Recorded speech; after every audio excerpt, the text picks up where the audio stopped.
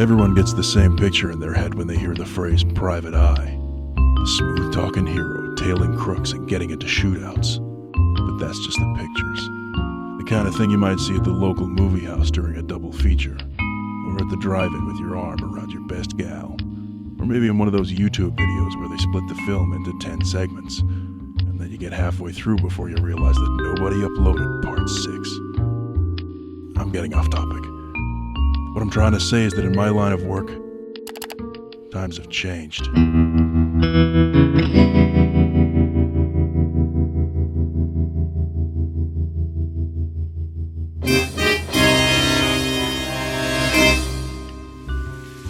It was raining the night I met her. Heavy rain. Coming down like the hooves of 1,000 horses from the heavens. At least that's what it said on my new weather forecaster / metaphor generator app I downloaded a week earlier. Truth is, I didn't go outside much these days. The outdoors isn't a place for a guy like me. You put me in front of this shiny black box and I can do things no other man can do. But business was slow when I was racking my brain trying to figure out a way to bring in new customers. That's when she showed up. First time I clicked on her profile picture, it was just a thumbnail. But I could tell from that one low-res JPEG that she was a knockout. She had the sleek, sexy look of a new Dell XPS 13 laptop and yet a vulnerability like she could fall to pieces at any minute like an early version of Windows Vista. Her eyes said, "Come closer," but her privacy settings said, "Stay away." She was everything I'd always wanted in a gal, and she needed my help. Please help me. I think my boyfriend Hudson is cheating on me. I found his profile on a dating site called onenightstand.com. Figures. A dame like that always ends up with a guy that's no good. If this boyfriend of hers had any idea of the pit bull that had just been sicked on his tail, he'd delete all his online accounts and head for the Amish country just to get away from me.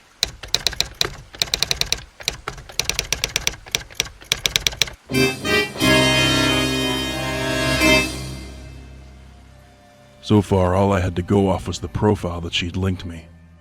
I decided to give the eyeball to the website that she'd mentioned.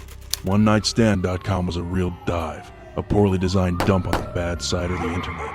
The kind of place where you couldn't walk 10 feet without a pop-up window, promising live webcam girls or free iPads from grifters and con men. If I was going to check this joint out, I was going to need to come protected. I backed up my all-important files on my trusty thumb drive and reinstalled my spyware software. This was no place for an unprotected PC to be lurking around. The link sent me straight to a profile. No real name, no real photo. Nothing to go off here. The site was strictly anonymous. I guess that's the way they like it over here.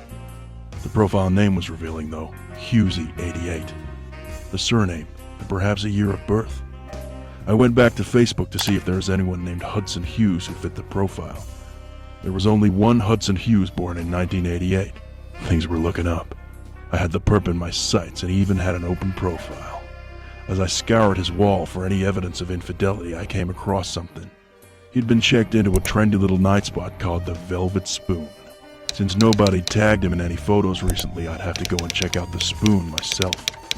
Luckily, the site had a photo gallery with all the bar's snaps uploaded and dated weekly. The night in question had over 300 shots, but I was determined to find something.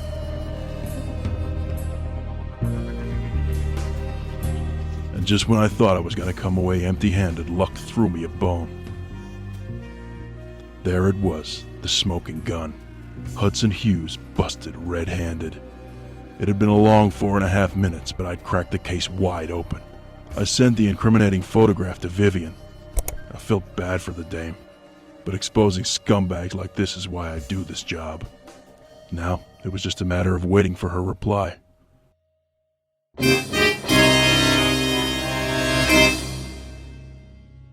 It had been 4 days and the dame was still giving me the icy shoulder. No new friend requests. Something was bugging me about the whole situation, but I couldn't put my finger on it. I needed to get to the bottom of it, but I couldn't without access to Vivian's Facebook wall. There is one technique that could get me in, but I swore I'd never use it. It went against all my principles and could cost me my profile if I was caught. The Facebook police was a phony account I'd made a year earlier. It was a scam I could use to trick rubes into giving me their passwords. If I could get it to work on one of the dame's friends, I could access their account and see her wall. It was just a matter of finding a stooge dim enough to fall for my ruse. They say you shouldn't judge a book by its cover, but sometimes the dumb ones just jump right out at you. Sorry, Des Dunson. It's nothing personal. It was a low move I was about to pull, but these were desperate times, and I desperately needed answers. Under my Facebook police alias, I told Des that his account had been suspended. He didn't give me his email and password in 10 minutes, then his account would be deleted. Needless to say, it was a long shot. He'd have to be a real box of rocks to fall for that one. And he didn't disappoint. Now that I had the password, I just had to get him to log out for long enough to let me in, and hope that he didn't get wise to the scam. It should have been so simple, but then everything fell apart. My computer had frozen up at the worst possible time. It could take up to a minute to reset. Luckily, my phone was nearby, but the battery was dead. All my technology was failing around me and the clock was still ticking. Maybe it was karma's way of punishing me for going against my principles. Maybe it was just my rotten luck. Just then, the heavens opened up and my logon screen popped up on my laptop. I was almost back in, but my luck hadn't completely turned around. The post-it with the password was gone. My heart stopped. I had to breathe and focus.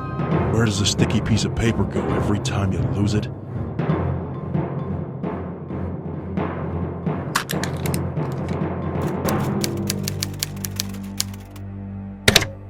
A surge of relief rushed over me when I realized that I'd made it in safely. But it didn't last long. I know why you're on account.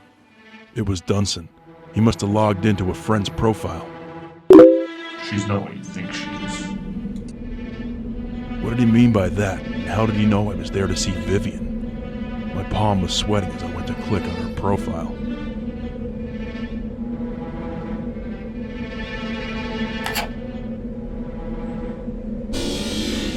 Please help me. I think my boyfriend Hudson is cheating on me. I think my boyfriend Hudson is cheating on me. I think my boyfriend Hudson is cheating on me. I think my boyfriend Hudson is cheating on me. Please help me. I think my boyfriend Hudson is cheating on me. I found his profile on a dating site called onenightstand.com.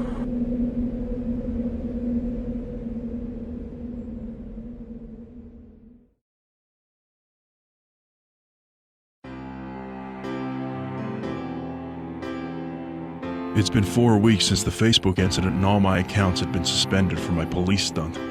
I didn't care. I was ready to hand in my badge anyway.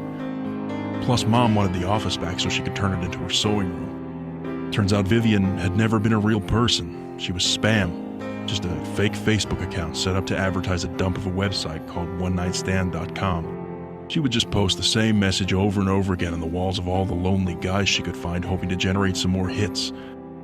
I guess she'd accept a few friend requests of these lonely losers every now and then to make her account look a bit more legit. Des Dunson must have came to the same realization that I had. That's what he was trying to warn me about. As for Hudson Hughes, he was a nobody, just some schlub who happened to fit the profile that I was looking for. I was too eager to bust him that I didn't even check to make sure he was the right guy. When a guy at my level is capable of falling for such an obvious scam, it makes you wonder if you even belong in this line of work. I got my old job back at the tech support hotline. It's not exciting, but it's work. Who knows? Maybe the outdoors is a place for a guy like me.